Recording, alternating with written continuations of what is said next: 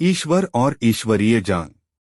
मंत्र पढ़ने का एक वैदिक ढंग होता है, वह एक हिंदू ढंग भी होता है। वैदिक ढंग यह है कि मंत्र को पढ़ो तो उसको समझो भी, और दूसरा एक साधारण हिंदू ढंग भी है।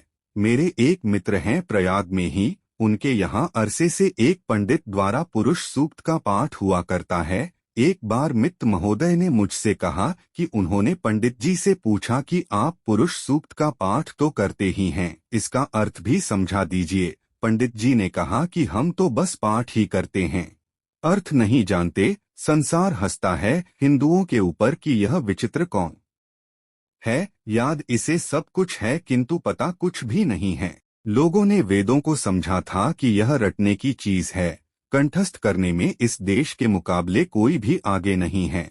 पिछले वर्ष मैं लातूर महाराष्ट्र गया था, वहाँ वाजपेयी यज्ञ था। गुजरात से, दक्षिण से कई वेदपाठी आए थे।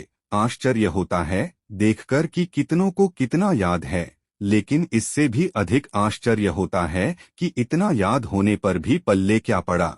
इसलिए मित्रों, तुम जो भी वेद मंत्र पढ़ो उसे समझो भी। यह शिकायत मत करना कि गंत्र संस्कृत में है, बल्कि मैं तो कहता हूँ कि वेद संस्कृत में भी नहीं है।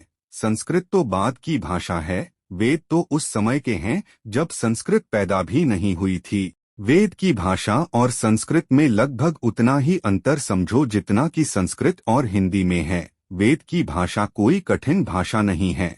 जितना परिश्रम करके तुम अंग्रेजी सीखते हो, उससे कम परिश्रम में तुम वेद की भाषा समझ सकते हो। वेद मंत्र के आशय को समझने के लिए तो थोड़ा सा ही श्रम चाहिए। जो थोड़े से वेद मंत्रों से परिचय है, उन्हीं का आशय समझ लो, नहीं तो उनका पाठ करते करते वेद मंत्रों का दुरुपयोग करना आरंभ कर दोगे।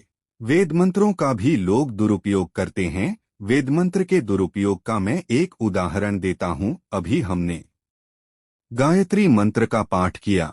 हमने प्रार्थना की कि हम उस देव सविता के वरेण्य भर्ग को धारण करें। इससे क्या लाभ होगा?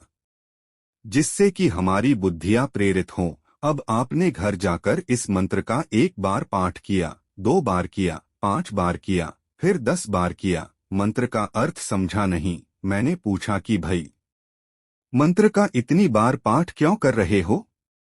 उत्तर मिला, मेरे घर में लड़कियां पैदा हो रही हैं, मैं चाहता हूं कि लड़का पैदा हो जाए। मैंने पूछा तो क्या तुमने ईश्वर से लड़का मांगा था? नहीं, मैंने तो गायत्री मंत्र का पाठ किया।